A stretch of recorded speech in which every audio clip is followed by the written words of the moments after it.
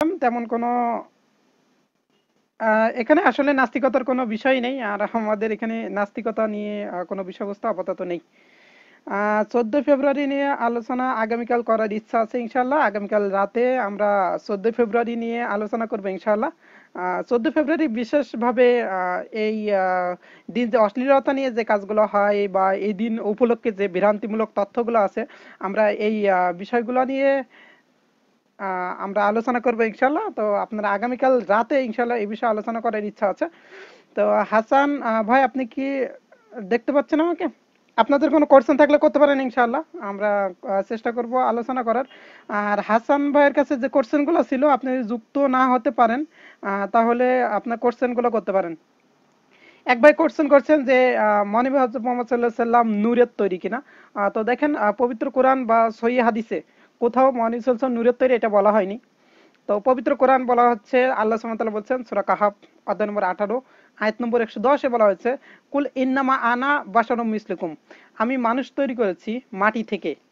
সূরা আল ইমরান অধ্যায় নম্বর 3 আয়াত নম্বর 59 এ বলা হচ্ছে যে আল্লাহ সুবহানাহু ওয়া তাআলা বলছেন যে মানুষ তৈরি করা আদম আলাইহিস সালামের দৃষ্টান্ত ঈসা আলাইহিস সালামের মতো, আর সবাইকে আসলে মাটি থেকে তৈরি করা হয়েছে। তাই মহানবী হযরত মুহাম্মদ সাল্লাল্লাহু আলাইহি সাল্লাম তিনি ছিলেন একজন বনি আদম, আদমের সন্তান। এটার উল্লেখ করা আছে সূরা আরাফ। আমি হয়তো সবগুলো আয়াত একত্রে বলছি, এরপর ব্যাখ্যাগুলো একটু পরে বলছি আপনাদেরকে আলাদা আলাদা করে, যাতে করে বুঝতে পারেন। সূরা আরাফ ৭ নম্বর সূরা 172 নম্বর আয়াতে আল্লাহ সুবহানাহু ওয়া তাআলা বলছেন যে আদম আলাইহিস সালামকে তিনি তৈরি করেছেন মাটি থেকে। তারপর থেকে তার সন্তানদেরকে তা বের করেছেন তার পৃষ্ঠদেশ হতে, এবং তিনি মানুষকে বংশ পরম্পরায় সৃষ্টি করেছেন। সূরা ফুরকানের অধ্যায় নম্বর 54 তে বলা হয়েছে যে তিনি বিবাহের ব্যবস্থা করেছেন আর রক্ত সম্পর্কের বিষয়গুলো তৈরি করেছেন। তাহলে দেখেন, আল্লাহ সুবহানাহু ওয়া তাআলা মানুষ তৈরি করেছেন মাটি থেকে, মানুষ তৈরি করেছেন পানি থেকে। সূরা ফুরকানে 54 নম্বর আয়াতে, 53 এবং 54 নম্বর আয়াতে আছে। আমাদের একটা বিভ্রান্তি আছে, আমরা অনেক ক্ষেত্রে এই বিষয়গুলো অত বেশি অ্যানালাইসিস করি না। মানুষ কি থেকে তৈরি? মাটি থেকে তৈরি। বিষয়টা আসলে এমন না, এখানে আসলে অ্যানালাইসিস করার অনেক বিষয় আছে। আল্লাহ সুবহানাহু ওয়া তাআলা বলছেন মানুষ তৈরি করা হয়েছে শুক্রবিন্দু থেকে। সূরা নাজম 53 নম্বর সূরার 45 এবং 46 নম্বর আয়াতে বলা হয়েছে মানুষ শুক্রবিন্দু থেকে তৈরি করা হয়েছে। এমনটি বলা হয়েছে আরো সূরা কিয়ামা অধ্যায় নম্বর 75 আয়াত নম্বর 36 থেকে 39। আপনি যদি দেখেন, এখানে বলা হয়েছে মানুষ তৈরি করা হয়েছে শুক্রবিন্দু থেকে। সোলালা থেকে মানুষ তৈরি করা হয়েছে, আলাকা থেকে মানুষ তৈরি হয়েছে, অনেকগুলো জায়গাতে বলা হচ্ছে। তাহলে শুধু মাটি নিয়ে কথাটা কেন বলা হয়? আসলে আমাদের একটু মেধা খাটানো দরকার, আমাদের একটু ব্রেন খাটানো দরকার। আমরা শুধু একটা পয়েন্ট নিয়ে বসে থাকি। তো আমাদের এই আয়াতগুলো, প্রত্যেকটা আয়াত যদি আপনি অ্যানালাইসিস করেন, মানুষ মাটি থেকে তৈরি হয়েছে এমন না। মানুষকে মাটি দিয়ে তৈরি করা হচ্ছে, মানুষকে শুক্রবিন্দু থেকে তৈরি করা হচ্ছে, মানুষকে বীর্য থেকে তৈরি করা হয়েছে। সূরা ওয়াকিয়া 56 নম্বর সূরার 58 59 নম্বর আয়াত বলছে মানুষ তৈরি করা হচ্ছে বীর্য দিয়ে। তাহলে প্রত্যেকটা এলিমেন্ট এখানে আসবে, শুধুমাত্র মাটির কথা কেন বলা হয়? এই বিষয়গুলো আসলে আপনাদের কাছে আমিও কোশ্চেন করতে চাই যে কেন শুধুমাত্র মাটির কথা আপনারা বলেন, প্রত্যেকটা পয়েন্টের কথা বলেন। মানুষ পানি থেকে তৈরি করা হয়েছে, মনে চলছে পানি থেকে তো আসেন নাই। তাহলে সবগুলো উপাদান মিলে মানুষ তৈরি করা হয়েছে। শুধুমাত্র একটা পয়েন্ট আমরা বসে থাকি কি, মানুষ তৈরি হয়েছে মাটি থেকে। মাটি একটা উপাদান মাত্র, আর এই উপাদান মানুষ এই ধারাবাহিকতায় আসছে। মনে চলছে কি ধারাবাহিকভাবে পৃথিবীতে আসেন নাই? তার বাবা মা ছিল না? তাহলে আপনি বলতে চাচ্ছেন তার বাবা মা নূরের তৈরি, তার মানে নূরের তৈরি তো ফেরেশতা। যাই হোক, আমি প্রত্যেকটা পয়েন্ট বলে নিলাম, এবার আস্তে আস্তে আমি আপনাদের ধারাবাহিক বর্ণনাগুলো দিচ্ছি। 1 নম্বর পয়েন্ট মনে রাখবেন ভাই, সূরা আরাফ 7 নম্বর সূরার 172 নম্বর আয়াতে বলা হচ্ছে যে আল্লাহ সুবহানাহু ওয়া তাআলা আদম আলাইহিস সালামকে সৃষ্টি করলেন, তারপর সমস্ত রূহকে একত্র করলেন। তারপর তিনি বললেন, আহ, তারপর তিনি তাদেরকে প্রশ্ন করেন, আমি তো কি তোমাদের রব নই? তখন তারা বলল, কলু বালা শাহিদিনা, আমরা সাক্ষ্য দিচ্ছি আপনিও আমাদের রব। অর্থাৎ আমরা সাক্ষ্য দিয়েছি আল্লাহ সুবহানাহু ওয়া তাআলা আমাদের রব। কি কারণে? পৃথিবীতে এসে যাতে বিভ্রান্তি শিকার না হয়, এই আয়াতগুলো বলা হচ্ছে। যদি আপনি 173 নম্বর আয়াত দেখেন এবং 74 নম্বর আয়াত দেখেন, 75 নম্বর আয়াত দেখেন, 76 নম্বর আয়াতে এসে বলা হচ্ছে যাতে তোমরা প্রবৃত্তির অনুসরণ না করো। তাহলে এই কাজগুলো তো মানুষ করবে, যে মানুষ কিসের তৈরি? অর্থাৎ প্রবৃত্তির অনুসরণ আমরা যাতে না করি, এজন্য এই বিষয়টা। তো আমি একটু সময় নিয়ে উত্তর দিব। তাহলে 1 নম্বর পয়েন্ট, আমরা সময় আদম আলাইহিস সালামের সন্তান আর বনি আদম। আদম আলাইহিস সালাম ধারাবাহিকতা আমরা পৃথিবীতে এসেছি। তাহলে আদম আলাইহিস সালাম কিসের তৈরি ছিলেন? আদম আলাইহিস সালাম মাটির তৈরি ছিলেন। আদম আলাইহিস সালাম আল্লাহ সুবহানাহু ওয়া তাআলা তাকে পানি দিয়ে তৈরি করেছেন। এ সবগুলো উপাদান। সূরা ফুরকান আয়াত নম্বর 53 তে বলা হয়েছে, 53-54, সেখানে দেখবেন যে মানুষ তৈরি করা হয়েছে পানি থেকে। তাহলে মানুষ বীর্য থেকে তৈরি করা হচ্ছে, পানি থেকে। এই ধারাবাহিকতা, প্রথম আল্লাহ সুবহানাহু ওয়া তাআলা আদম আলাইহিস সালামকে সৃষ্টি করেছেন, তারপর থেকে একটা ধারাবাহিক রুল, নিয়ম তৈরি করেছেন। এই নিয়মের মাধ্যমে আমরা পৃথিবীতে এসেছি। 2 নম্বর পয়েন্ট, আল্লাহ সুবহানাহু ওয়া তাআলা বলছেন যে মানুষ তৈরি করা হয়েছে মাটি থেকে। একটা মৌলিক উপাদান হলো মাটি। সূরা কাহাফ 18 নম্বর সূরা 110 নম্বর আয়াতে বলা হয়েছে। আচ্ছা, মনুষ্য সাল্লাল্লাহু আলাইহি ওয়াসাল্লাম মানুষ ছিলেন না? পবিত্র কোরআনে মনুষ্য সাল্লাল্লাহু আলাইহি ওয়াসাল্লাম বলছেন আমি তোমাদের মতো মানুষ। পবিত্র কোরআনে অনেকগুলো আয়াত আছে সেখানে বলা হয়েছে আমি তোমাদের মতো মানুষ, আমিও মৃত্যুবরণ করব, তোমরাও মৃত্যুবরণ করবে। সূরা জুমারের 30 নম্বর আয়াতে বলা হচ্ছে যে আমিও মৃত্যুবরণ করব, তোমরাও মৃত্যুবরণ করবে। মহানবী সাল্লাল্লাহু আলাইহি ওয়াসাল্লাম সম্পর্কে বলা হয়েছে সূরা আল ইমরানে 144 নম্বর আয়াতে। তো আয়াতগুলো পরিষ্কারভাবে বলছে তিনি মানুষ ছিলেন। আর মানুষ কিছু ছিল মাটির তৈরি, তাহলে আলটিমেটলি মহানবী সাল্লাল্লাহু আলাইহি ওয়াসাল্লাম কিসের তৈরি? মাটির তৈরি, পরিষ্কার। এইবার আসেন আমি যে পয়েন্টটা ক্লিয়ার করতে চাই, এটা সব ক্লিয়ার থাকা উচিত। সূরা আরাব, সূরা মাইদা 5 নম্বর সূরার 15 নম্বর আয়াত। এই আয়াতে বলা হচ্ছে যে আমি তাকে নূর দিয়েছি। এই আয়াতে কোথাও খলাকা শব্দ নেই। নূর মানে কিতাব, নূর মানে আলো, নূর মানে জ্যোতি, নূর মানে পথ। আল্লাহ সুবহানাহু ওয়া তাআলা বলছেন আল্লাহু আলিউল্লাযিনা আমানু ইখরুজুম মিনাজ জুলমাতি ইলা নূর। সূরা বাকারা 2 নম্বর সূরার 257 নম্বর আয়াতে বলা হয়েছে যে আল্লাহ সুবহানাহু ওয়া তাআলা পথ দিয়েছেন, নূর দিয়েছেন, যাতে করে মানুষকে হিদায়াতের পথে আনতে পারেন। তাই মহানবী সাল্লাল্লাহু আলাইহি ওয়াসাল্লামকে হিদায়াতের বার্তা হিসেবে পবিত্র কোরআন দেওয়া হয়েছে। এখানে নূর বলতে কোরআনকে বোঝানো হয়েছে, নূর বলতে হিদায়াতকে বোঝানো হয়েছে। যেমনটি সূরা সূরা 42 নম্বর সূরার আপনার 91 এবং 52 নম্বর আয়াতে বলা হচ্ছে যে আপনি জানতেন না আপনার পর কোরআন নাজিল হবে। সূরা শুরাতে বলা হচ্ছে আল্লাহ সুবহানাহু ওয়া তাআলা জানিয়ে দিচ্ছেন যে আপনি জানতেন না, মহানবী সাল্লাল্লাহু আলাইহি ওয়াসাল্লাম নিজেও জানতেন না, তারপর কোরআন নাজিল হবে। তাই এই হিদায়াতকে বোঝানো হয়েছে সূরা আরাব, সূরা মাইদা 5 নম্বর সূরা 15 নম্বর আয়াতে। আশা করি আপনারা উত্তরটা পেয়েছেন। আর কোনো কোশ্চেন থাকলে করতে পারেন ইনশাআল্লাহ। আমি হয়তো সব কোশ্চেনগুলো দেখতে পাচ্ছি না, আমি প্রশ্নগুলো পাইলে উত্তর দেব। আশা করি আপনারা উত্তরটা পেয়েছেন যে মহানবী সাল্লাল্লাহু আলাইহি ওয়াসাল্লাম মাটির তৈরি, মহানবী সাল্লাল্লাহু আলাইহি ওয়াসাল্লাম পানির তৈরি, মহানবী সাল্লাল্লাহু আলাইহি ওয়াসাল্লাম বীর্য থেকে তৈরি, মহানবী সাল্লাল্লাহু আলাইহি ওয়াসাল্লাম এ সবগুলো উপাদান থেকে তৈরি, যেমনটি একটা মানুষ স্বাভাবিকভাবে জন্মগ্রহণ করে। আশা করি আপনারা উত্তরটা পেয়েছেন ইনশাআল্লাহ। তো দেখছি অন্য কোনো ভাই কোশ্চেন করেন কিনা। এক ভাই প্রশ্ন করেছেন, আমি প্রশ্নটা দেখছি। উনি প্রশ্ন করছেন যে আমরা কিভাবে এক হতে পারবো। খুবই সুন্দর করছেন, খুবই আহ, সুমান বাদাইয়া সম্ভবত ওই ভাই প্রশ্ন করছেন যে মুসলিমরা কিভাবে এক হব। তো মুসলিমদের একের প্রধান এবং প্রথম ভিত্তি এবং সর্বশেষ ভিত্তি, মুসলিমদের এক হওয়ার একেবারে প্রথম, আদি এবং সর্বশেষ ভিত্তি হলো লা ইলাহা ইল্লাল্লাহ। এর ভিত্তিতে এক হতে হবে, এর বাইরে কোনো ভিত্তি আমার জানা নেই। আর সমস্ত নবীদের কালিমা ছিল লা ইলাহা ইল্লাল্লাহ। আল্লাহ সুবহানাহু ওয়া তাআলা এই পৃথিবী তৈরি করেছেন লা ইলাহা ইল্লাল্লাহর জন্য। যেদিন লা ইলাহা ইল্লাল্লাহ থাকবে না সেদিন পৃথিবী থাকবে না। সূরা আম্বিয়া অধ্যায় নম্বর 21 আয়াত নম্বর 25 বলা হচ্ছে সমস্ত নবীদের কালিমা ছিল লা ইলাহা ইল্লাল্লাহ। শাহাদা আলাদা হয়, শাহাদা হিসেবে সেই নবীর নাম যুক্ত করতে হবে, বাট প্রত্যেকটা নবীর তরিকা ছিল লা ইলাহা ইল্লাল্লাহ তরিকা। প্রত্যেকটা নবী লা ইলাহা ইল্লাল্লাহতে বিশ্বাস করতেন। এখন আমাদের একটু বুঝতে হবে লা ইলাহা ইল্লাল্লাহ কি। যদি আমরা এটা বুঝতে পারি তাহলে আমরা এক হতে পারবো। শুধুমাত্র একটা লাইন বুঝতে হবে আপনাকে, লা ইলাহা ইল্লাল্লাহ দ্বারা কি বোঝায়, তাহলে আমরা মুসলিমরা এক হতে পারবো ইনশাআল্লাহ। তাহলে আসুন আমরা বোঝার চেষ্টা করি লা ইলাহা ইল্লাল্লাহ দিয়ে কি বোঝায়। লা ইলাহা ইল্লাল্লাহ এর দুইটা অংশ। এটাকে যদি আমি ইংলিশে বলি তাহলে প্রথম নেগেটিভ, এরপর অ্যাফার্মেটিভ। যদি আমি আরবিতে বলি তাহলে নফি, এরপর ইসবাত। যদি বাংলা ভাষাতে বলি তাহলে প্রথমে না বোধক, এরপরে আসবে হা বোধক। অর্থাৎ সমস্ত গয়রুল্লাহকে, আল্লাহ বাদে যা কিছু ইলাহা আছে সবগুলোকে বর্জন করে এক আল্লাহর ইবাদত করার নাম হলো লা ইলাহা ইল্লাল্লাহ। যখন কোনো অমুসলিম ইসলাম গ্রহণ করে তখন আমরা তাকে এই কথা শিক্ষা দিই যে তোমাকে বলতে হবে যে সমস্ত ইলাহাকে বর্জন করে একমাত্র ইলাহা, একমাত্র সৃষ্টিকর্তা, একমাত্র স্রষ্টা, একমাত্র রব, একমাত্র রিজিক দাতা, একমাত্র সন্তান দাতা, একমাত্র বিপদ উদ্ধারকারী, একমাত্র জবাবদিহিতার বিষয় চূড়ান্তভাবে আল্লাহ সুবহানাহু ওয়া তাআলার কাছে করতে হবে। এই স্বীকৃতি দিয়ে একজন ব্যক্তিকে মুসলিম হতে হয়। তাহলে মুসলিমদের লা ইলাহা ইল্লাল্লাহর ভিত্তি, একতার ভিত্তি হলো লা ইলাহা ইল্লাল্লাহ। লা ইলাহা ইল্লাল্লাহ ভালো করে জানবেন তাহলে আমরা এক হতে পারবো ইনশাআল্লাহ। এক আল্লাহ বাদে অন্য কারো ইবাদত করা যাবে না, এক আল্লাহ বাদে অন্য প্রবৃত্তির ইবাদত করা যাবে না, এক আল্লাহ বাদে সংস্কৃতি আর যে সভ্যতা আছে এগুলোর ইবাদত করা যাবে না। সবকিছুকে বর্জন করে এক লা ইলাহা ইল্লাল্লাহকে ফলো করতে হবে। এই বিষয়টা অত সহজ না ভাইয়া। আমাদের প্রিয় নবী হযরত মুহাম্মদ সাল্লাল্লাহু আলাইহি সাল্লাম তিনি ছিলেন সর্বশ্রেষ্ঠ দায়ী। তার চেয়ে বড় কোনো দায়ী এই পৃথিবীতে আসবেন না। তিনি লা ইলাহা ইল্লাল্লাহকে বোঝাতে সময় নিয়েছিলেন 12 থেকে 13 বছর। আপনি আমি লা ইলাহা ইল্লাল্লাহ কয়দিন আলোচনা করেছি, এই বিষয়টা খুবই গুরুত্বপূর্ণ। লা ইলাহা ইল্লাল্লাহ বলতে সমস্ত তরিকাকে বর্জন করে একটা মাত্র তরিকায় বিশ্বাসী হওয়া। লা ইলাহা ইল্লাল্লাহ বলতে মুসলিমরা সমস্ত মাযহাবকে বর্জন করে এক আল্লাহর মাযহাবকে মেনে নেবে। এটাই লা ইলাহা ইল্লাল্লাহর অর্থ। লা ইলাহা ইল্লাল্লাহর ব্যাখ্যা এগুলো।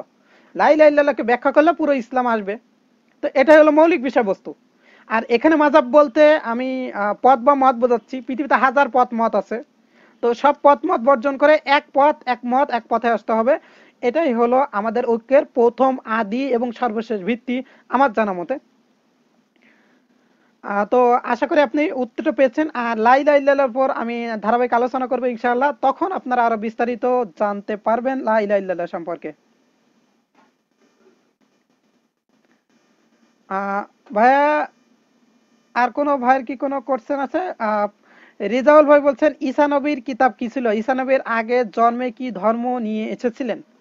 খুব সুন্দর করছেন, ভালো কোশ্চেন করেছেন যে রিজাউল করিম ভাই, যে ঈসা আলাইহিস সালামের পর কোন কিতাব নাজিল হয়েছিল। সূরা আল ইমরান 3 নম্বর সূরার আপনি যদি 3 এবং 4 নম্বর আয়াত পড়েন, সেখানে বলা হচ্ছে ঈসা আলাইহিস সালামের উপর নাজিল করা হয়েছিল ইনজিল শরীফকে। ইনজিল ইনজিল কিতাব নাজিল করা হয়েছিল ঈসা আলাইহিস সালামের উপর। আর তিনি ছিলেন আর ঈসা নবীর আগে জন্মে কি ধর্ম নিয়ে এসেছিলেন। ঈসা আলাইহিস সালাম আসলে পূর্ব ধর্মের কথাই বলেছেন। ঈসা আলাইহিস সালাম সেখানে পূর্বের নবী রাসূলদের কথা বলেছেন। আর যদি আমরা পবিত্র কোরআন দেখি, এটা উল্লেখ করা আছে সূরা আল ইমরান 3 নম্বর সূরার 45 থেকে 47 নম্বর আয়াতে, যে ঈসা আলাইহিস সালাম ছিলেন বনি ইসরাইলের জন্য একজন নবী। এছাড়া সূরা সফ 61 নম্বর সূরা 6 নম্বর আয়াতে বলা হয়েছে যে ঈসা আলাইহিস সালামকে পাঠানো হয়েছিল বনি ইসরাইলীদের জন্য। অর্থাৎ তিনি বনি ইসরাইলের যে মুসা আলাইহিস সালাম সহ পরবর্তী মুসা আলাইহিস সালাম, তারপর আগে যে নবী রাসূল এসেছেন, এই সবগুলোর নবী রাসূলের শিক্ষা নিয়ে তিনি এসেছিলেন। আর তিনি মায়ের গর্ভে থেকে পৃথিবীতে আসার পর, জন্মগ্রহণ করার পর আল্লাহ সুবহানাহু ওয়া তাআলা তাকে কথা বলার শক্তি দিয়েছিলেন, তাই তিনি এই কথাগুলো বলেছিলেন। তো এখানে যে বিষয়টা আরো পরিষ্কার করা দরকার সেটা হলো এই একই কথা উল্লেখ করা আছে গসপেল অফ ম্যাথিউ 15 নম্বর অধ্যায় 24 নম্বর ভার্সে, যে ঈসা আলাইহিস সালাম বলছেন যে তোমরা জেন্টাইলদের পথে যেও না, তোমরা বনি ইসরাইলদের পথে যাও। আর জেন্টাইল কারা? যারা ইসরায়েলে, মানে ইসরায়েল না, অন্যদেরকে, হিন্দু মুসলিম সবাই হলো জেন্টাইল। তো তাদের পথে আসতে নিষেধ করা হয়েছে, তাদেরকে ধর্মের দাওয়াত দিতে নিষেধ করা হয়েছে। সুতরাং বাইবেলের অনুসারীরা বাংলাদেশ সহ উপমহাদেশে যে দাওয়াত দেয় এটা বাইবেল বিরোধী।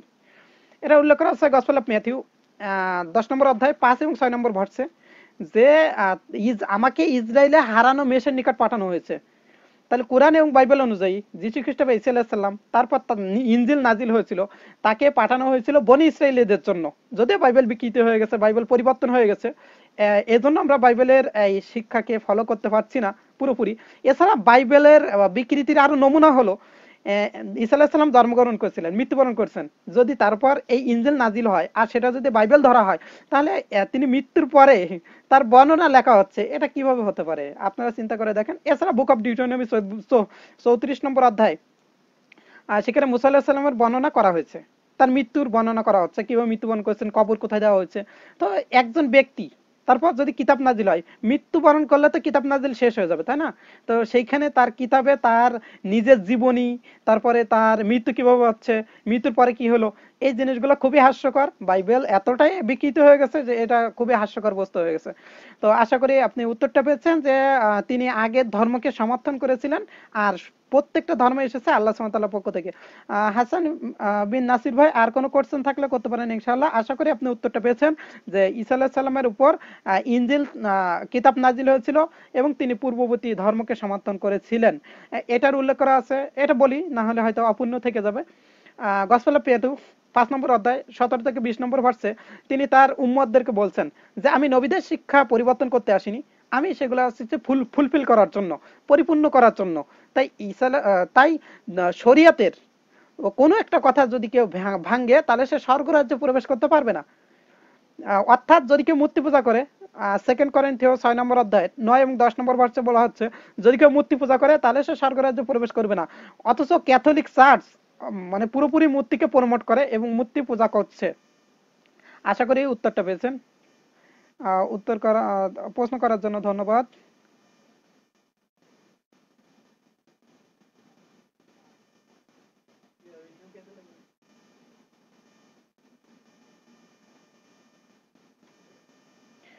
দেখছি আর কোনো কোশ্চেন কেউ করেন কিনা। বারবার অনেকে কোশ্চেন করছেন জাকির নায়েক সম্পর্কে ধারণা কি। জাকির নায়েক আলহামদুলিল্লাহ তিনি কি বলা যেতে পারে, জাকির নায়েক আমাদের একটা নিয়ামত আলহামদুলিল্লাহ। আর তিনি একজন মানুষ, ভুল ত্রুটির ঊর্ধ্বে নয়। আমরা তাকে সম্মান করব, শ্রদ্ধা করব, বাট এটা মনে রাখতে হবে কোনো মানুষ ভুল ত্রুটির ঊর্ধ্বে নয়। আর কোনো মানুষকে অন্ধভাবে অনুসরণ করা ইসলাম এটাকে সাপোর্ট করে না। তো জাকির নায়েক সম্পর্কে যদি বলতে হয়, উনি যতক্ষণ কোরআন হাদিসের রেফারেন্স দিয়ে কথা বলবেন আমরা সেই কথাগুলো নিব। আর একজনের তাহাকিক বা মতামত অন্যজন তার ভিন্ন মত দিলেও সেটা গ্রহণযোগ্য অনেক ক্ষেত্রে হতে পারে। তো আমরা তাকে একজন দায়ী হিসেবে ভালোবাসি, এবং আমি তাকে অনেক বেশি ভালোবাসি আলহামদুলিল্লাহ। আর তার কারণে অনেক বেশি উৎসাহিত হয়েছি অনেক জায়গাতে। তবে আমাদের মনে রাখতে হবে যে একজন মানুষ বলতে ওটি উদ্দেশ্য নয়, একজনের মতামত ইসলামে চূড়ান্ত না। ইসলামে চূড়ান্ত হলো কোরআন এবং হাদিস। পবিত্র কোরআনে বলা হয়েছে সূরা নিসা অধ্যায় নম্বর 4 আয়াত নম্বর 59, আল্লাহ সুবহানাহু ওয়া তাআলা বলছেন আতিউল্লাহ আতিউর রাসূল ওয়া উলিল আমরি মিনকুম, অনুসরণ করো আল্লাহ এবং তার রাসূলের এবং তোমাদের যারা উলিল আমর আছে। দেখেন উলিল আমরটা একটা বহুবচন, এক বচন না। আতিউ শব্দের আল্লাহ এবং রাসূলের উপর আতিউ শব্দ লাগানো হয়েছে, বাট উলিল আমরের উপরে আতিউ আগে আতিউ শব্দ নেই। অর্থাৎ এখানে বাধ্যতামূলক বা ফরজ না উলিল আমরকে ফলো করা বা একজনকে নির্দিষ্ট করে নেওয়া।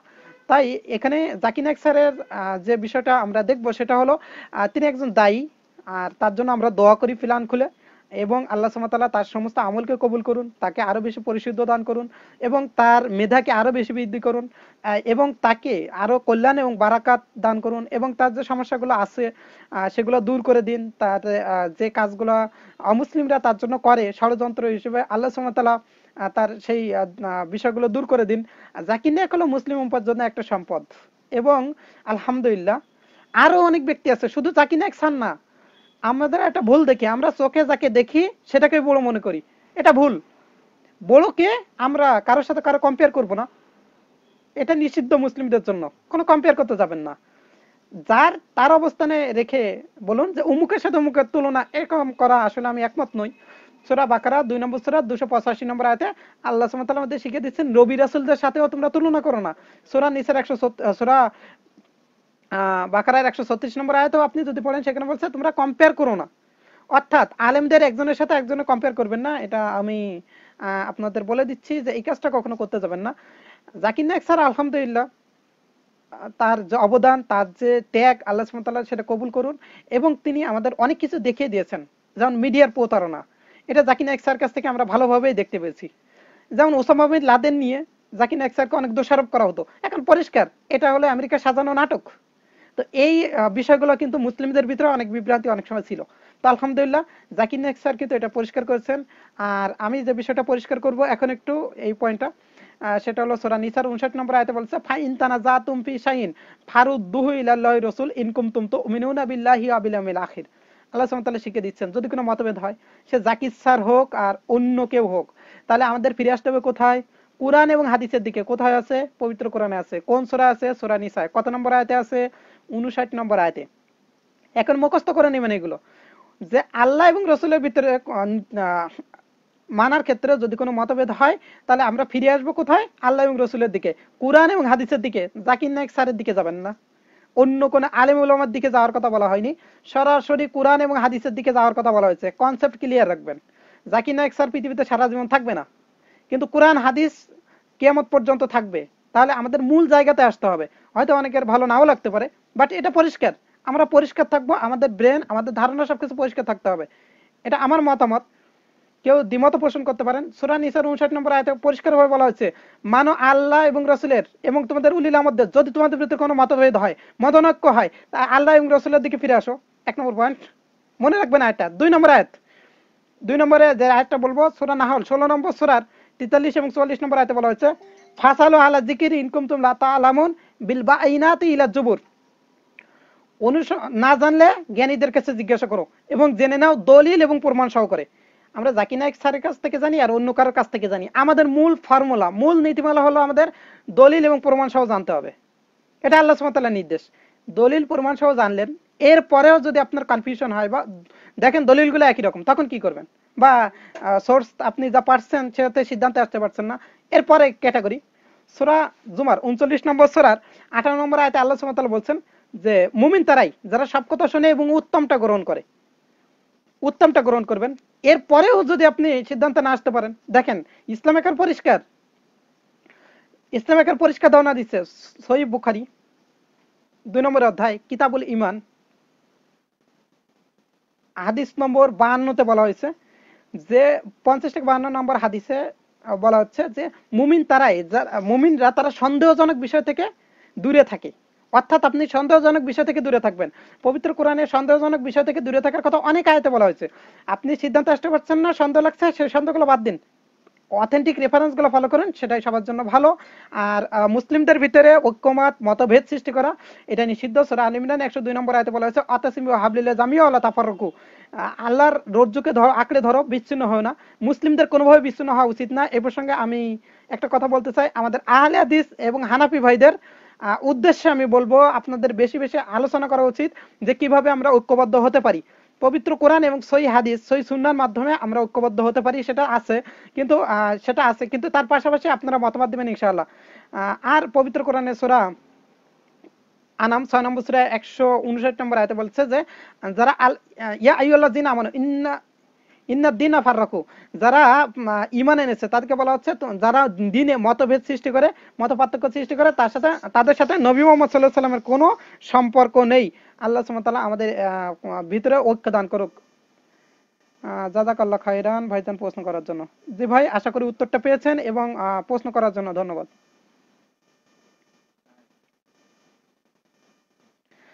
আহলে হাদিস কি এবং কেন? ভাইজান আহলে হাদিস কি ও কেন, এই বিষয়ে একটা বই আছে, আপনারা পড়ে দেখতে পারেন, তাহলে উত্তর পাবেন ইনশাআল্লাহ। বিজনেসের উদ্দেশ্যে বের হলে সফর হিসেবে ধারণা হবে কি? ভাইজান আপনাকে পরবর্তীতে জানাবো ইনশাআল্লাহ। এই বিষয়ে বিস্তারিত জানা দরকার। কিয়ামত কবে আসবে? আহ, ইনজামামুল এইচডি ভাই জিজ্ঞাসা করেছেন কিয়ামত কবে হবে। এটা উল্লেখ করা আছে সূরা লুকমান 31 নম্বর অধ্যায়ের 34 নম্বর আয়াতে। সেখানে 5টা জিনিসের কথা বলা হচ্ছে এবং বলা হচ্ছে যে এই জিনিসগুলো আল্লাহ সুবহানাহু ওয়া তাআলা ছাড়া কেউ জানেন না। অর্থাৎ সেখানে কিয়ামতের কথাও বলা হয়েছে। তো কিয়ামত সম্পর্কে আল্লাহ সুবহানাহু ওয়া তাআলা ছাড়া অন্য কেউ জানে না। কিয়ামত কবে আসবে এটা নবী মুহাম্মদ সাল্লাল্লাহু আলাইহি সাল্লামও জানেন না। আশা করি উত্তরটা পেয়েছেন।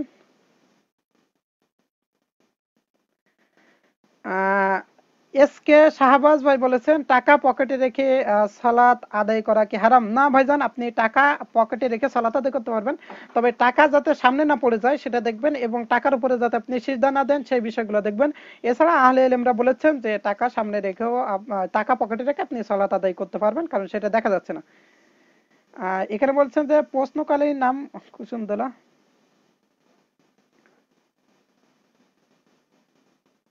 আহ হাসান বিন নাসির ভাই, আপনাকে বলেছিলাম যে এই কুসুম দলের কোশ্চেন গুলা দেবেন না, এগুলা ফালতু। এবং এগুলা যে কোশ্চেন গুলা করে, এই কোশ্চেন গুলা হলো নাস্তিকদের যে কোশ্চেন, এগুলা এরকমই করা হয়। তারপর আমি উত্তর দিচ্ছি যেহেতু কোশ্চেন করেছেন। মহানবী সাল্লাল্লাহু আলাইহি সাল্লাম ইসলামকে কেন আপডেটেড করেছেন? তিনি নামাজ, রোজা, হজ, যাকাত, কুরবানি এগুলো এনেছেন, তার পূর্বে কোন নবী কি এগুলো এনেছে?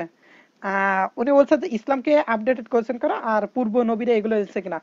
গসপেলে ম্যাথিউ পড়বেন, লুক পড়বেন, মার্ক পড়বেন, জন পড়বেন, সেখানে এই কথাগুলো আছে যে ঈসা আলাইহিস সালাম তিনি সিজদা করতেন, পূর্বে নবী রাসূলরা সিজদা করতেন, মুসা আলাইহিস সালাম, ইব্রাহিম আলাইহিস সালাম, এই কথাগুলো ওল্ড টেস্টামেন্টে আছে। আপনারা যদি ডিউটোনমি পড়েন, নাম্বারস পড়েন, এক্সোডাস পড়েন, লেভিটিকাস পড়েন, বাইবেলের ওল্ড টেস্টামেন্ট, তাহলে আপনারা এই বিষয়গুলো পাবেন। তো তারাও উপবাস করতেন বা না খেয়ে থাকতেন, আহ, যেটাকে আমরা সিয়াম বলি, এবং তারা দানের কথা বলতেন। বুক অফ এক্সোডাস 20 নম্বর অধ্যায় 3 থেকে 5 নম্বর ভার্স। এছাড়া এক্সোডাসের 20 নম্বর অধ্যায়টা আপনারা পড়লে সেখানে বিস্তারিত পাবেন যে অনেক বিষয়ের মিল সেখানে আছে। আর একটা জিনিস আপনারা মনে রাখবেন, সূরা আনাম 6 নম্বর সূরার 151 থেকে 53 নম্বর আয়াত, এখানে 10টা বিষয় নিষেধ করা হয়েছে। তো এই 10টা বিষয় আপনারা জানবেন।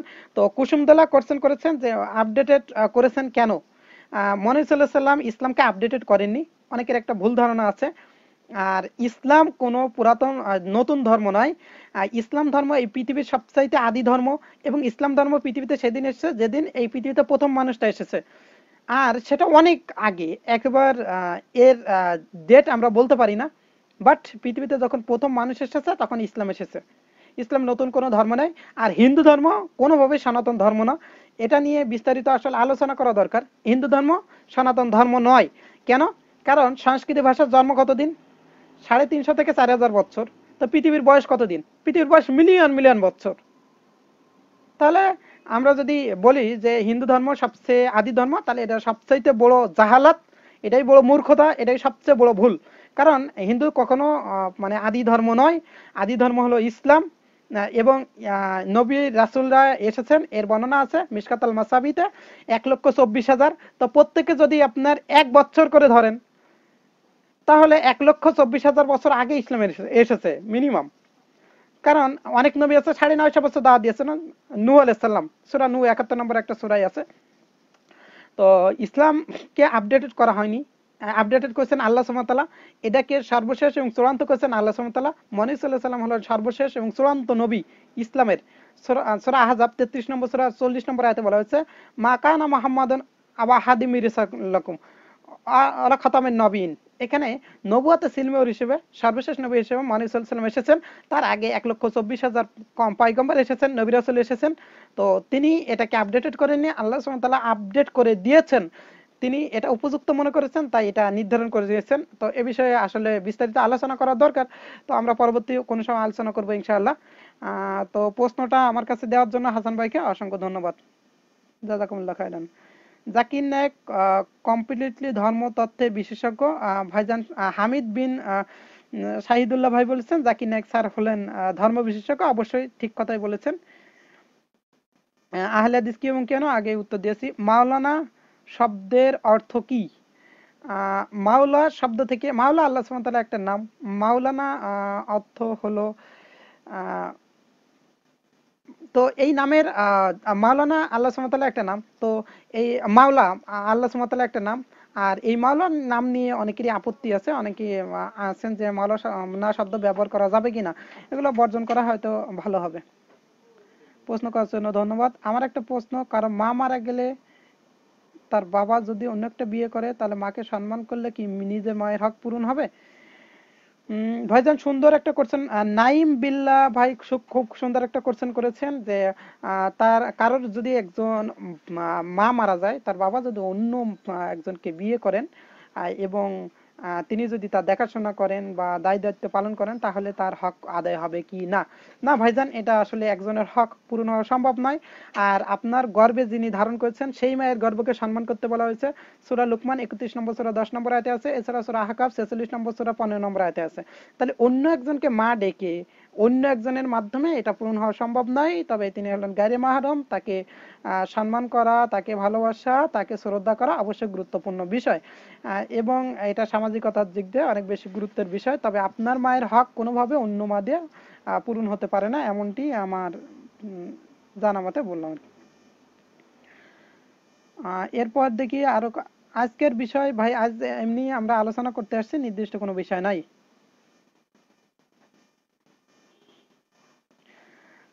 বাংলাদেশে পিস টিভি খুলবে কিনা, অনেক জায়গাতে ভাইরা আমাদেরকে জানিয়েছেন এবং তারা ছবি তুলে পাঠিয়েছেন যে পিস টিভি বাংলাদেশে অনেক জায়গায় চলছে।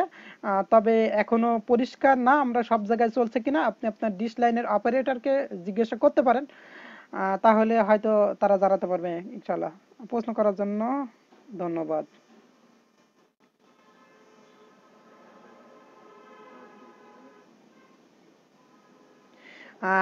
বাহুল হুসাইন হুসাইন ভাই বলছেন যে সুন্নি এবং শিয়া কোনটাই আসলে সঠিক?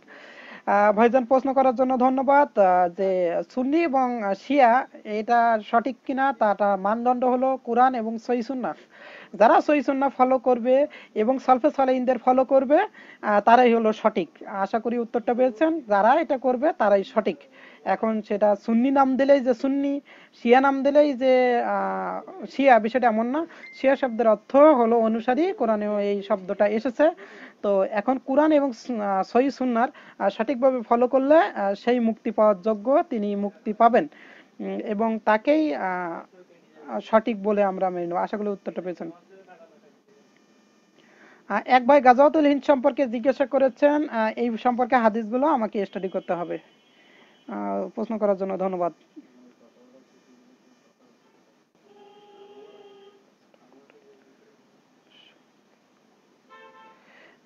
যে কোনো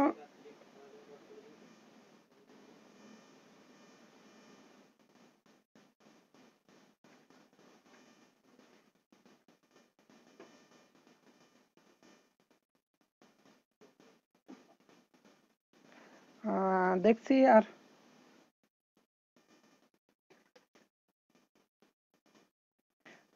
সুমাইয়া বাদেইয়া সুমান বাদেইয়া ভাই জিজ্ঞেস করছেন আমরা কোন মতে যাব, আপনারা কোরআন এবং সহিহ সুন্নাহ ফলো করবেন, সালফে সালেহদের ফলো করবেন।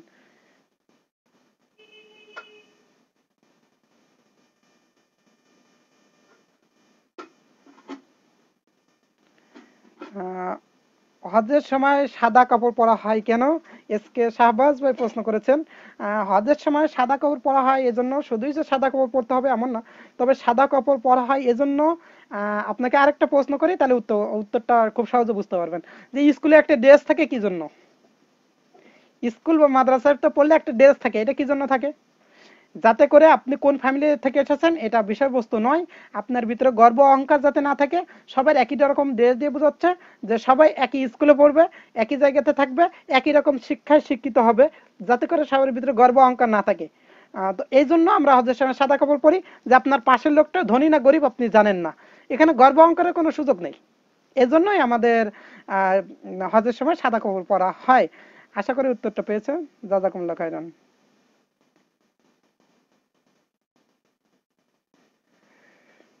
উম শাহিদুল ইসলাম ভাই বলছেন এতগুলো মাযহাব উৎপত্তি হলো কোথা থেকে? ভাই যদি চারটা মাযহাবের কথা বলেন, এই মাযহাবগুলো এসেছে কোরআন এবং সুন্নাহ থেকে। এবং আলহামদুলিল্লাহ এই মাযহাবের যে মূল বিষয়গুলো ছিল তার কথাই ঠিক ছিল। তারা সবাই বলেছেন ইজা সাহাল হাদিসু ফাহুয়া মাযহাবি। প্রত্যেকটা মাযহাব এসেছে মহানবী সাল্লাল্লাহু আলাইহি ওয়াসাল্লামের কোরআন এবং সুন্নাহ থেকে। আর যদি আজকের দিনে আমরা চেক করে দেখতে পাচ্ছি, তখন তারা চেক করার এই সুযোগটা ছিল না, তাই তারা বলে গেছেন ইজা সাহাল হাদিসু ফাহুয়া মাযহাবি। সহিহ হাদিস প্রমাণিত হলে সেটা আমার মাযহাব। ইমাম আবু হানিফা রহিমাহুল্লাহ, আল্লাহ সুবহানাহু ওয়া তাআলা তাকে শান্তিতে রাখুন, তিনি একথা বলে গিয়েছেন। আর এছাড়া আরো ফিকুল আকবরের 101 নম্বর পৃষ্ঠাতে বলা হয়েছে, যেটা আব্দুল্লাহ জাহাঙ্গীর স্যার অনুবাদ করেছিলেন, যে কোনো মুক্তির জন্য 101 থেকে শুরু করে 108 পর্যন্ত পৃষ্ঠা পড়বেন। কোন তিনি পরিষ্কারভাবে বলেছেন কোনো মুক্তির জন্য ফতোয়া দেওয়া জায়েজ নাই, কোনো মুক্তির জন্য আবু হানিফার কোনো কথা ব্যবহার করা জায়েজ না, যতক্ষণ পর্যন্ত সে জানবে না কোরআন হাদিসের কোথা থেকে এটা নেওয়া হয়েছে। তাহলে বুঝতেই পারছেন যে আসলে এই আলেমরা, এই ইমামরা তারা কোনো মাযহাব তৈরি করেনি, তারা আসলে কোরআনে এই আয়াতটা ফলো করেছেন যে ফাসালু আহলা যিকরি ইন কুনতুম লা তা'লামুন। লোকজন যখন তাকে প্রশ্ন করেছেন তারা উত্তর দিয়েছেন, তারা কোনোভাবে তাদের আবু হানিফার কথা লিখে রাখতে আবু হানিফা নিষেধ করেছেন, এটা স্পষ্ট প্রমাণ আছে। এটা নিশ্চিত করে যে তাদের তাকওয়ার লেভেলটা কত, তারা কত বড় মনের মানুষ ছিলেন এবং তাদের এলেম কত বেশি ছিল। তারা নিজের কথা লিখেই রাখতে চাইতেন না। আলহামদুলিল্লাহ, আল্লাহ সুবহানাহু ওয়া তাআলা তাদের যা যা খয়র দান করুক, আল্লাহ সুবহানাহু ওয়া তাআলা তাদের এলেমের উত্তম বিনিময় দান করুন। আল্লাহু আকবার। আপনি ইমাম আবু হানিফার কথা চিন্তা করে দেখেন, অসাধারণ এলেমের অধিকারী ছিলেন তিনি।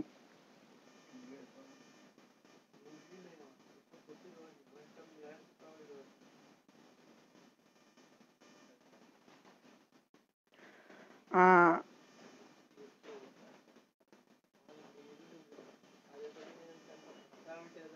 সুন্দর কথা বলেছেন যে ভাই, ছোট করে উত্তর দেওয়ার কথা বলছেন। শহীদুল ইসলাম ভাই বলেছেন কোন মাযহাবকে অনুসরণ করবেন? আপনি কোরআন এবং সহিহ সুন্নাহ ফলো করার চেষ্টা করবেন, এবং আপনি এগুলো জানার চেষ্টা করেন, এবং আলহামদুলিল্লাহ এগুলো সঠিকভাবে মানার চেষ্টা করেন। আপনি যে বিষয়গুলো মানবেন একটু যাচাই করে নিয়ে তারপরে ফলো করার চেষ্টা করুন। আশা করি উত্তরটা পেয়েছেন। জাযাকুমুল্লাহ খাইরান। ইকবাল হোসেন ভাই বলছেন নামাজ পড়তে নিয়ত করা লাগবে কিনা? শুধু নামাজ না, ইসলামের প্রত্যেকটা কাজে নিয়ত সত্য। ইন্নামাল আমালু বিন্নিয়াত, সহিহ বুখারী 1 নম্বর খণ্ড 1 নম্বর অধ্যায় 1 নম্বর হাদিসে বলা হয়েছে যে প্রত্যেক কাজের আগে আপনাকে নিয়ত করতে হবে। নিয়ত করা একটা বাধ্যতামূলক বিষয়। নিয়ত না করলে সালাতই হবে না। বাট নিয়ত মুখে পড়তে হবে না, এটা মনে রাখবেন। নিয়ত হলো অন্তরের একটা সংকল্প। আপনি নিয়ত করবেন, নিয়ত পড়বেন না। আশা করি উত্তরটা পেয়েছেন। জাযাকুমুল্লাহ খাইরান।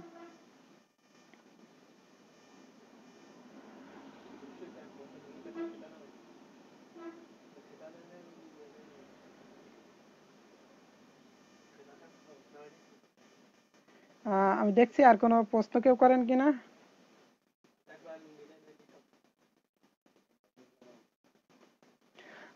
ভাই কোরআনে ভাগ্য বলে কিছু আছে কিনা, বিশ্বাস করা যাবে কিনা?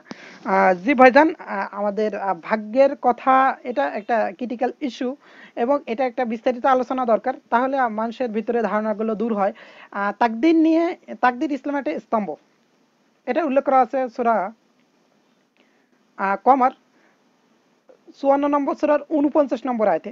এছাড়া সূরা কদর, আহ, ইন্না আনজালনাহু ফি লাইলাতুল কদর, সূরা কদরে 97 নম্বর সূরার 1 নম্বর আয়াতে বলা হয়েছে যে কদরের রাতে কুরআন নাজিল করা হয়েছে, সবে কদর। তো কদর মানে হলো ভাগ্য বা তাকদীর, এখানে আমরা বলতে পারি। তো এই বিষয়টা খুবই গুরুত্বপূর্ণ বিষয় এবং এটাতে ঈমান রাখতে হবে, যে কদরের প্রতি ঈমান রাখা, যে আল্লাহ সুবহানাহু ওয়া তাআলা আমাদের অনেক বিষয় নির্ধারণ করে দিয়েছেন, অনেক বিষয় আমাদের পরীক্ষা করার জন্য সুযোগ গুলো করে দিয়েছেন। আশা করি উত্তরটা পেয়েছেন। আর কোনো ভাই কোনো প্রশ্ন করতে চান? যেহেতু আমার ফোনেও চার্জ একটু কম।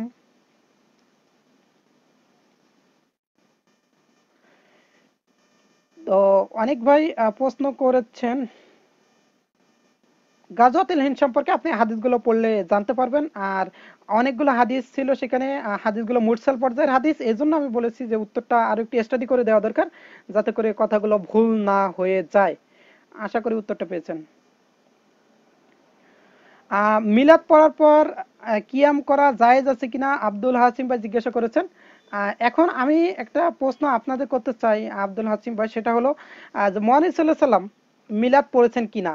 তার স্ত্রী মারা গিয়েছেন, তার সন্তান মারা গিয়েছেন, তার চাচা মারা গিয়েছেন, তিনি মিলাদ পড়েছেন কিনা? তিনি জীবিত থাকতে অনেক সাহাবীরা মারা গিয়েছেন, মহানবী সাল্লাল্লাহু আলাইহি সাল্লাম মিলাদ পড়েছেন কিনা?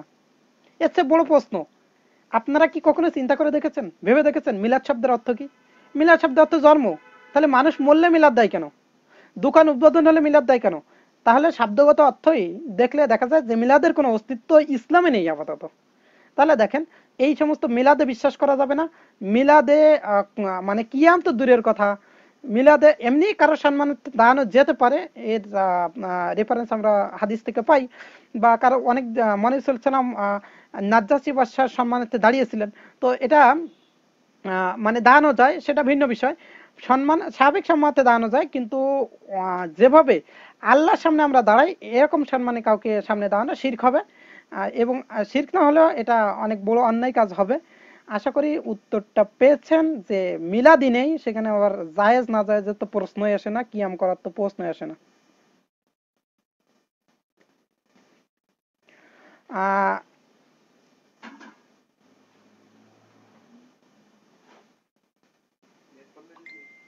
দোকানে সালাত আদায় করতে পারবেন কি না? আহ, ভাই মানে আমাদের উচিত সবসময় জামাতে সালাত আদায় করা। কেউ যদি নিতান্ত নির্ভয় হয় তাহলে সে হয়তো করতে পারে, তবে এই ক্ষেত্রে কথা হলো তাকে অবশ্যই চেষ্টা করতে হবে যে কোনো ব্যক্তিকে সালাত আদায় করার জন্য। অনেক ক্ষেত্রে আপনি দোকান বন্ধ রেখে জামাতে সালাত আদায় করতে পারেন, তাহলে আপনি তাকওয়ার পরিচয় দিলেন, পাশাপাশি আল্লাহ সুবহানাহু ওয়া তাআলার দিকে আর আপনি আরো বেশি কল্যাণ পাবেন। আমার মতে আপনার দোকান বন্ধ করে হলেও সালাত আদায় করা উচিত।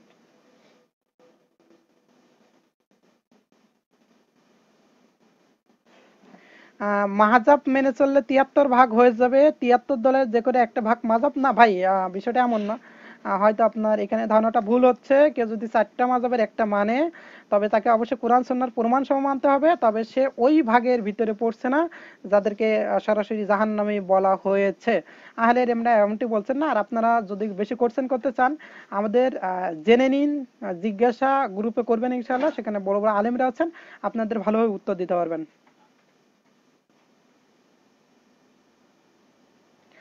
আব্দুল আজিজ ভাই বলছেন যে তাহেরি যেসব ভণ্ডামি করে, হ্যাঁ ঠিকই বলেছেন ভাই। উনি যে কাজগুলো করেন সেগুলো আসলে ইসলামিক নয়। আমরা দোয়া করি আল্লাহ সুবহানাহু ওয়া তাআলা আমাদের তাহেরি ভাইকে হিদায়াত দিয়ে দিন, যাতে করে আল্লাহ সুবহানাহু ওয়া তাআলার পথে সে কাজগুলো করতে পারে। ধন্যবাদ আব্দুল আজিজ ভাই।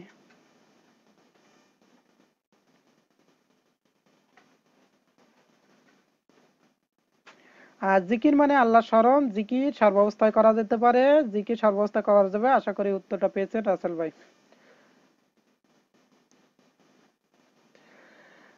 নূর হোসেন ভাই বলেছেন তাহলে দুনিয়ায় আমরা গরিব, এটা কি ভাগ্য? দেখেন, আপনাকে চেষ্টা করতে হবে, আপনার দুনিয়ার বিষয়টা পরীক্ষার জায়গা।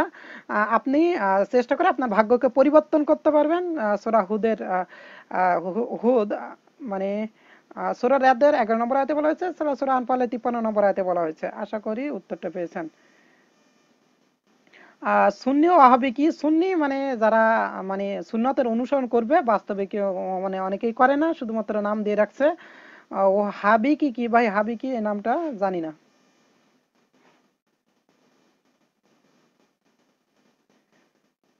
সম্মিলিত মোনাজাত জায়েজ কি না? ভাই অবশ্যই সম্মিলিত মোনাজাত জায়েজ, সম্মিলিত মোনাজাত করা যাবে। তবে সলাতের শেষে সম্মিলিত মোনাজাত এটা একটা স্বীকৃত বিদআত, এটা থেকে আমাদের দূরে থাকা উচিত। আর এটা স্থায়ীভাবে করা খুবই আপত্তিকর, মাঝে মাঝে করা যেতে পারে। সম্মিলিত মোনাজাত করা যাবে, তবে নামাজের পরে স্থায়ীভাবে সম্মিলিত মোনাজাত করা সঠিক নয়। আশা করি উত্তরটা পেয়েছেন।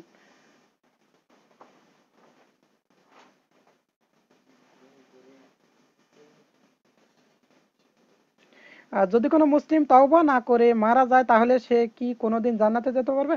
অবশ্যই। মুসলিম অর্থ যে আল্লাহর কাছে নিজের ইচ্ছাকে সমর্পণ করে, তাকে মুসলিম বলা হয়। সে অবশ্যই জান্নাতে যাবে, যদি সে শিরিক না করে, বেদাত না করে। এবং সে যদি অন্যায় কাজ না করে, তাহলে যে কাজগুলোর কথা কোরআন হয়েছে বলা হয়েছে, জাহান্নাম, স্থায়ী জাহান্নামের কথা বলা হয়েছে, এমন কাজ কেউ না করলে সে অবশ্যই জান্নাতে যাবে। আশা করি উত্তরটা পেয়েছেন। তো ঠিক আছে ভাইজান, আজকের মতো এখানেই রাখতে যাচ্ছিলাম। এবং এতক্ষণ পর্যন্ত আমার সাথে থাকার জন্য আপনাদের অসংখ্য জাজাকাল্লাহ, শুকরান, ধন্যবাদ।